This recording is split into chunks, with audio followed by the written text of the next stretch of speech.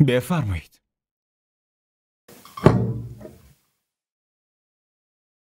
آرمان؟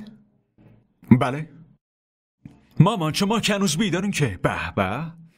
واقعا که 5 ساعت کجا بودین؟ نمیدونی اوضاع شهر چقدر ناامنه؟ زنده داشت بهتون گفته بودم که بعد شام قراره با هم بریم فیلم ببینیم. به مادر جون نگفتین؟ چی؟ کی بهم گفته بودی؟ وقتی عصر اومدین از داروهای مادر جون بپرسین من بهتون گفتم دیگه. آره اون وقت فشار خون خاله خیلی بالا بود، شاید فراموش کرده باشم. و تو چرا اینقدر بیخیالی؟ آدم وقتی بیرون میره واسه چی گوشیشو میبره؟ که اگه یکی مثلا زنگ بزنه بتونی جوابشو بدی، مگه نه؟ مادر جون من که گوشیمو خونی جا گذاشته بودم. و تو؟ حتما تو هم تو خونه جا گذاشتی. این که نادونه. تو حداقل باید حواست باشه، چون این وقت شب امنیت شهر جوری نیست که بیرون باشین دخترم. طلای گرون قیمت هم پوشیده، ممکنه هر اتفاقی بیفته. ببخشید مادر جون، اشتباه از منه، دیگه تکرار نمیشه. عزیزم تو چرا معذرت خواهی میکنی؟ چرا واقعیتو بهشون نمیگی؟ وقتی شام خوردیم من اصرار کردم که بریم فیلم ببینیم، واقعیتو بهشون بگو. تارا تقصیر تارا نیست. مامان واقعا دارم میگم. والا برای خوبی خودتون میگیم، نگران شدیم بیداری.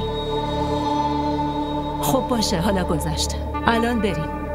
از این به بعد تا دیر وقت بیرون نمونین. ممنون مامان. تارا تو هم برو لباساتو عوض کن. آرمان تو وایستا، خاله باهات حرف داره. عزیزم تو برو من میام. باشه؟ بله مامان عزیزم بفرمایید. من فقط میخوام اینو بهت بگم که پسرم، ما میدونیم تو تارا رو خیلی خیلی دوست داری، اینو همه میدونن، اما اینطور جلوی همه درست نیست. اصلا کفشاشو پاش کنی، اصلا درست نیست. اوه ماما، من کفشوی شما هم پاتون میکنم. آره خب من مادرتم پسر جون. خب اونم مادره. چی؟ مادر بچه آیندمه، مادر نوه آینده شماست، درسته؟ مادر نه؟ شما بیاین بشینید، من به یادتون میارم. بشینید پاهاتونو بیارین بالا. نخیر. من این کارو برای شما هم میکنم تا که یادتون بیاد من چطور. باشه پسرم برو. باشه دوست دارم. شبت بخیر.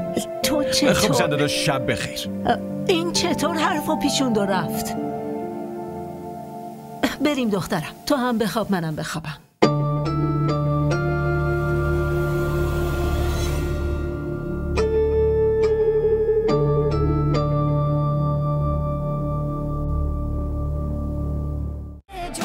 حمایتتون رو نشون بدید.